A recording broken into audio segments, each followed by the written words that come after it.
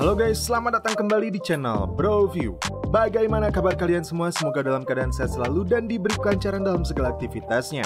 Masih bersama saya Stephen yang akan menjelaskan alur cerita filmnya. Kali ini kita akan melanjutkan kembali sequel dari Riddick dan sekarang kita masuk yang ketiga. Seperti apakah kisahnya? Langsung saja, sebelum masuk ke ceritanya seperti biasa siapkan apa? Ya tentunya Kopai dan Udbray untuk menemani kalian dalam menonton alur cerita film ini. Dan sekarang kita masuk intro.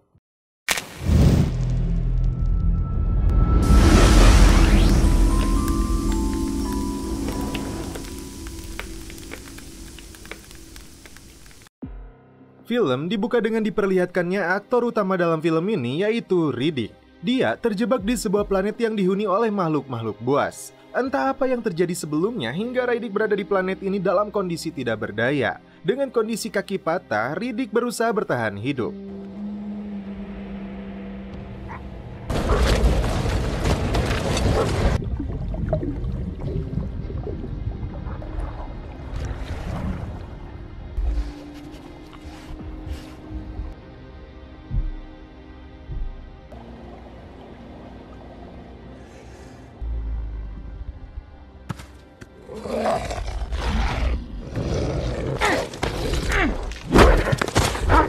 Riddick berusaha menghindari serangan serigala itu hingga akhirnya serigala itu pergi untuk mengejar pelakat yang dia lemparkan.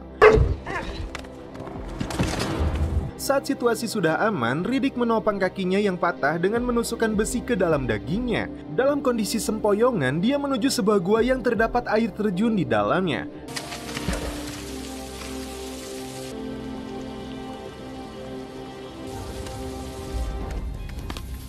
Riddick langsung bersembunyi, namun tiba-tiba muncul makhluk lainnya dari dalam kolam yang menyerang serigala itu.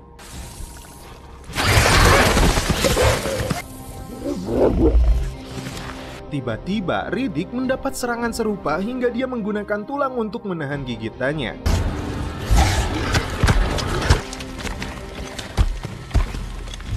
Untuk mencegah serangan selanjutnya dan memulihkan kondisinya, Riddick memilih santuy di dalam sebuah lubang yang ditutupi bongkahan batu. Dan kini jawaban dari pertanyaan kenapa dia terjebak dalam planet ini akan terkuak. Seperti yang diceritakan di film keduanya, Riddick berhasil menumbangkan Lord Marshall dan secara otomatis dia diangkat untuk menjadi pimpinan Necromongers. Riddick seakan bosan dan jenuh duduk di kursi kebesarannya karena jati dirinya dia adalah seorang petualang yang tidak ingin terjebak dalam zona nyaman. Namun tahtanya tidak berjalan lama karena ada seorang jenderal yang menginginkan dia jatuh.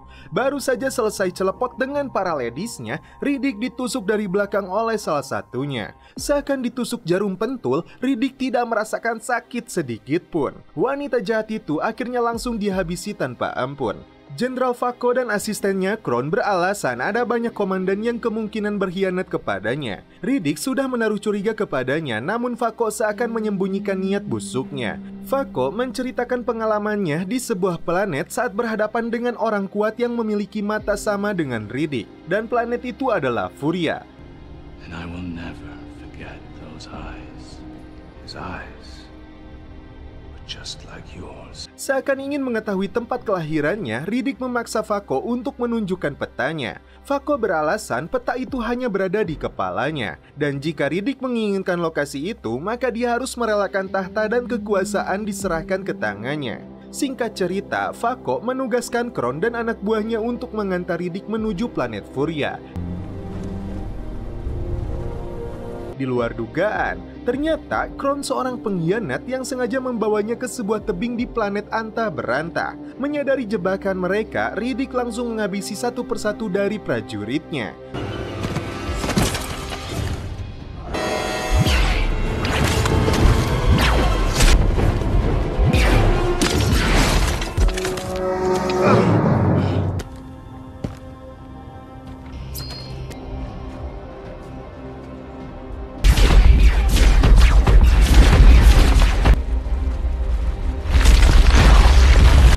Itulah alasan kenapa dia terjebak di planet ini. Dan kini Riddick bertekad untuk membalas dendam perbuatan mereka. Dia menemukan bayi dari serigala planet ini yang terkujur lemas. Riddick membawa dan merawatnya. Sedangkan serigala-serigala dewasa lainnya kini tidak berani mendekatinya. Selain memancing ikan untuk makannya di atas tebing, dia melihat sebuah lokasi yang jauh lebih segar dengan pemandangan air dan pepohonan yang hijau. Dia harus keluar dari wilayah ini dan tentunya dengan melumpuhkan kalajengking itu. Dia memulai rencananya dengan mengambil bisa dan penawarnya dari binatang kalajengking yang masih berukuran kecil. Bisa itu dia suntikan ke dalam serigala peliharaannya termasuk ke dalam tubuhnya. Beberapa kali dia melakukan hal itu dengan tujuan untuk membuat kekebalan dalam tubuhnya. Dan selanjutnya Riddick menantang si kalajengking yang berukuran besar.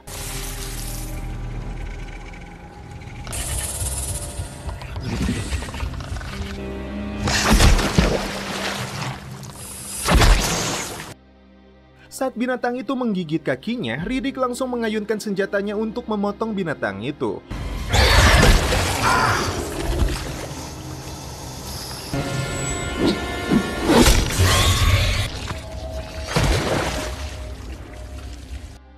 Tiba-tiba, Riddick dikejutkan dengan kedatangan badutnya yang jauh lebih besar.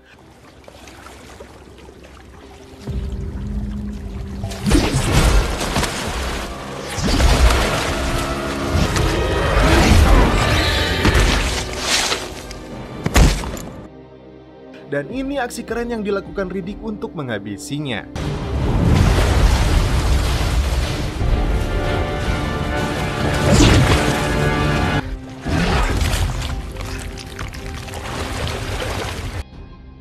Singkat cerita, Riddick melakukan perjalanan jauh untuk menuju lokasi hijau itu. Kini serigala itu lebih besar dan berperilaku bagai anjing chihuahuanya. Dia menemukan sebuah stasiun yang biasa digunakan oleh para pemburu hadiah. Di tempat itu, dia menemukan makanan khusus anjing dan saat diberikan kepada serigalanya, dia malah mengencinginya. Riddick terkejut saat melihat awan gelap dan itu artinya hujan akan datang. Dia memilih untuk menyalakan tombol darurat yang langsung memindai dirinya dan terhubung ke pusat kontrol. Teridentifikasi nama asli yaitu Richard B. Riddick, seorang narapidana, pembunuh dan hadiah berlipat jika diserahkan dalam keadaan mati. Tidak lama kemudian, mendarat sebuah pesawat yang membawa para pemburu bayaran. Dengan persenjataan lengkap, mereka langsung melakukan pencarian di markas ini. Dan ini adalah pimpinan mereka yang bernama Santana dan anak buahnya yang bernama Diaz. Mereka langsung memasang sebuah robot pelacak yang disebut Cyclops. Kepada pilotnya yang bernama Luna, Santana memberikan perintah untuk membebaskan tahanan yang menurutnya bayaran untuk dia tidak seberapa. Rupanya dia adalah seorang wanita berambut kriwil. Saat wanita itu dibebaskan, dia langsung berlari, namun tidak diduga Santana tetap menembak mati. I was getting attached to her. Ternyata Riddick berada di dekat wanita itu. Dia menyaksikan langsung hembusan nafas terakhirnya. Santana langsung ngoceh bahwa dia telah menyiapkan sebuah kotak untuk kepala Riddick. Tak lama kemudian, pesawat klan Vagos dari Ursa 5 mendarat juga di lokasi ini. Santana tampak kesal karena permintaannya untuk tidak mendarat di tempat ini tidak diwaro oleh mereka. What the fuck did I just say?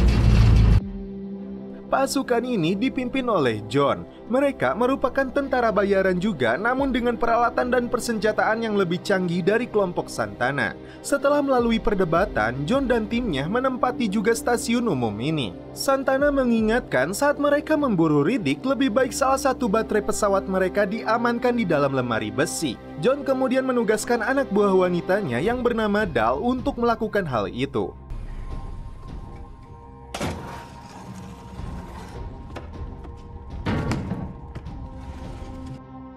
Sementara itu, dari kejauhan Riddick mengawasi mereka dan akan bertindak saat waktunya tiba. Salah seorang anak buah Santana meremehkan Riddick. Untuk menangkap satu orang saja, mereka mesti menurunkan 11 orang. Whatever you say, man. He's one guy. Santana mendapatkan target melalui robot pelacaknya yang ternyata serigala Riddick. Some dingo dongo thing. Diaz langsung membidiknya, tapi dia meleset saat menembaknya. Nice work, Diaz. Encouraging. Had something in my eye. Dibantu serigalanya, Riddick merusak alat sensornya hingga tingkah robotnya menjadi error. John melalui Dal mendapat informasi tentang perangkap untuk menangkap binatang berahang. Informasi itu dia teruskan kepada Santana yang akan mengganti alat sensornya dibantu anak buahnya yang bernama Rubio. Tiba-tiba hal yang ditakutkan terjadi. What? Rubio terkena perangkap tersebut hingga kaki dan kepalanya terpotong. Santana yang ketakutan langsung berjalan mundur dengan perlahan karena tidak ingin bernasib sama. Tiba-tiba anak buah Santana lainnya yang bernama Falco ditarik seseorang. It's me! He's got Falco! Pagi hari, terungkap 3 orang dari para pemburu hadiah ini menjadi korban. Tidak ada pilihan bagi Santana selain meminta bantuan John dan timnya. Dia marah karena John merendahkannya. Tiba-tiba, Dal langsung mendaratkan bogem di wajah Santana karena memanggilnya Jalang. Santana ingin meminjam motor terbang milik mereka, namun si botak Moss menolaknya. Dan untuk kedua kalinya, Santana mendapat pukulan karena memanggil Dal seorang pelacur. John hanya menginginkan Riddick dalam keadaan hidup selama 1 hari. Setelah itu, dia akan menjadi miliknya. Belum jelas apa misi John sesungguhnya. Dia dibantu Moss dan Larkspur akan melakukan patroli menggunakan motor terbangnya.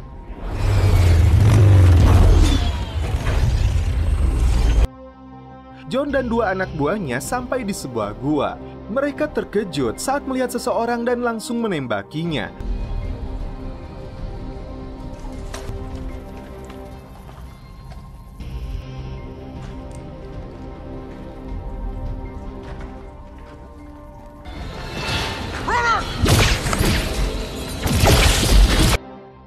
Ternyata itu adalah mayat Falco, anak buah Santana. Mereka baru menyadari itu pengalih perhatian yang dilakukan oleh Riddick. John langsung menghubungi Dal untuk memberi peringatan, namun tidak ada jawaban darinya. Rupanya Dal sedang asyik mandi, bahkan seseorang sedang mengintipnya. 2 anak buah Santana masuk ke dalam pesawat dan rupanya Riddick sedang santuy di atasnya. Dia melihat salah satu dari baterai pesawatnya telah dilepas.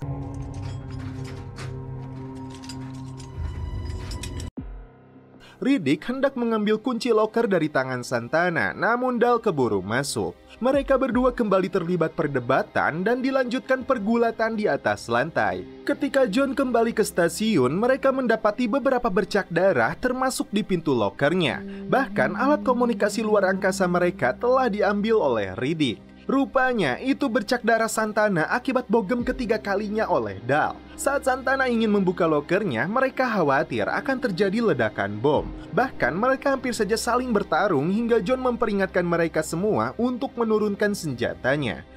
Santana, put your fucking sword away. Ternyata saat loker itu dibuka, tidak terjadi apapun dan baterai itu masih berada di tempatnya.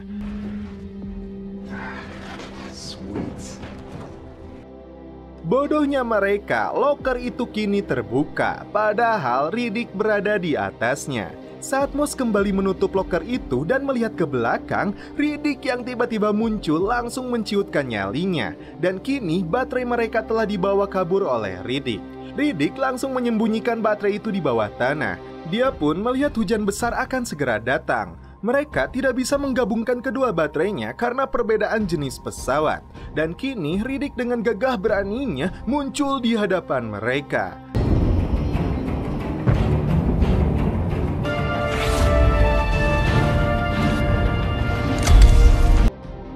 Dia melepaskan seluruh persenjataannya karena kini tanpa baterai itu mereka lemah. John mengatakan dia datang bukan dengan tujuan hadiah untuk kepalanya. John hanya tertarik dengan planet terpencil dengan kode sistem M344G. Dia hanya ingin tahu apa yang terjadi di sana 10 tahun yang lalu. Riddick ingat betul itu berhubungan dengan anak John. Dari kejauhan, Dal sudah membidik Riddick. Dia menggunakan peluru bius khusus kuda. Bagi Santana, yang dia pedulikan tetap imbalan untuk kepala Riddick. Waktu mereka sangat terbatas karena badai besar akan segera datang. Riddick menawarkan kesepakatan untuk memberikan satu baterainya dan dia sendiri mendapatkan satu pesawatnya. Saat Santana hendak menembak Riddick, dari belakang serigala itu langsung menerkamnya.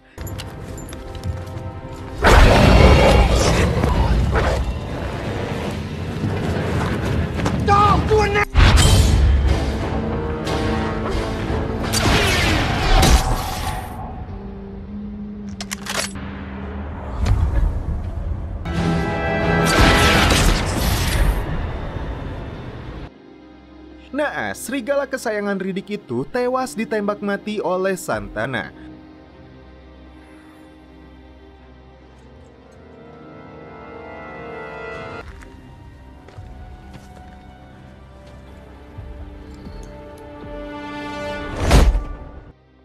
Dalam kondisi dirantai, John kembali menanyakan tentang kabar anaknya yang mengirim tanda bahaya di koordinat itu. Apakah dia selamat dari kecelakaan itu? Does he survive the crash? Riddick tidak mau menjawabnya. Perhatiannya lebih tertuju kepada Santana yang telah membunuh anjing Chihuahuanya. Box boy, you go in the first 5 seconds. Saat Riddick akan dieksekusi, tiba-tiba hujan turun. Time's up. Dan itu artinya makhluk-makhluk berbisa itu akan bermunculan dari dalam tanah.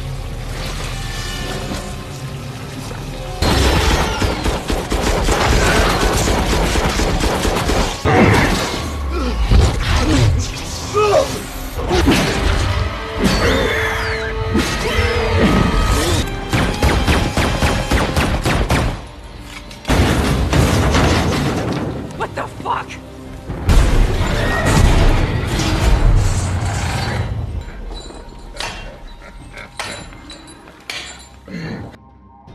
Tidak ada pilihan, mereka harus melepaskan Riddick karena dialah yang memahami kelemahan makhluk ini. Asalkan satu pesawat diberikan kepada Riddick, maka dia akan membantunya. Santana dan anak buahnya menolak keputusan John itu. Saat John sudah lebih dulu melepas satu rantai di kakinya, ini yang dilakukan Riddick sebagai balasan telah membunuh anjingnya.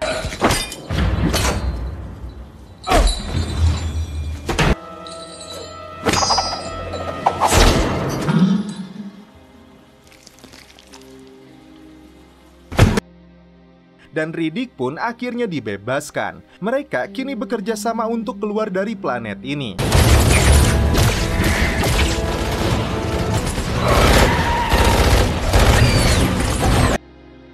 Vargas yang hendak menaiki pesawat terkena gigitan dari makhluk kecilnya yang ternyata lebih banyak mengandung racun. Riddick dibantu John dan anak buahnya menaiki motor terbang untuk mengambil baterainya.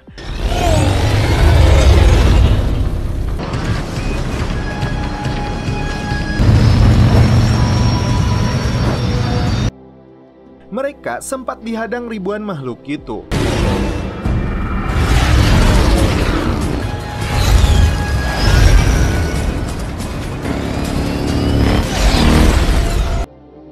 Bahkan John sempat terjatuh dari motornya. Saat Riddick menggali tanahnya, terungkap anak John tewas karena bunuh diri akibat kecanduan morfin. Saat baterai itu sudah ditemukan, Diaz mencoba menghabisi John dan Riddick.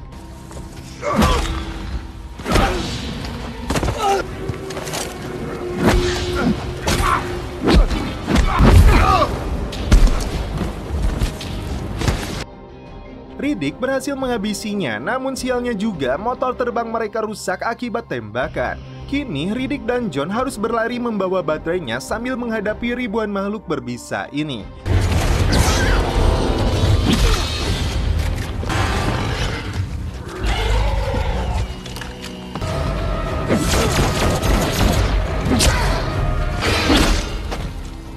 Watch your head. Sialnya, Riddick tertusuk dari gigi makhluk itu persis di perutnya. Bukannya membantu, si John lebih mementingkan baterainya dan meninggalkan Riddick. John sampai ke pesawatnya dan akan pergi bersama Dal dan Luna. Sementara itu, Riddick berusaha bangkit mengambil sebuah batu panas untuk membakar lukanya. Riddick langsung memanjat sebuah tebing batu di tengah serangan ribuan makhluk itu yang mengejarnya. Dalam kondisi terdesak, tiba-tiba muncul pesawat yang menembaki makhluk itu.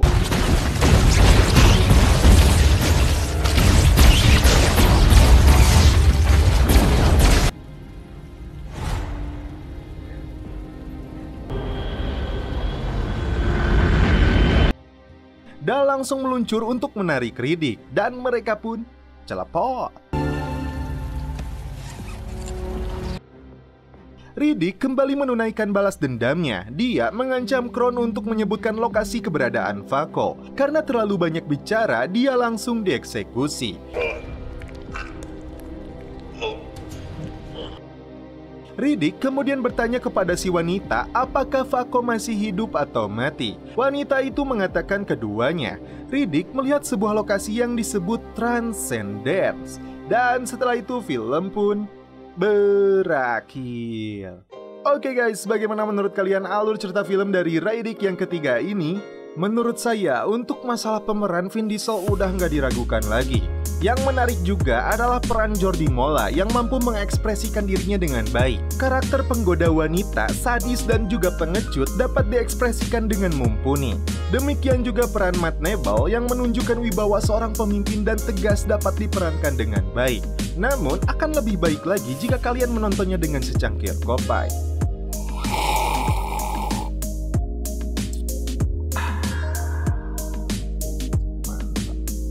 Oke guys, cukup sekian alur cerita film ini. Salam penutup seperti biasa dari kami. Mohon maaf bila ada kata-kata yang kurang berkenan di hati kalian. Mohon dimaafkan ya. Salam perfilman duniawi. Keep enjoy.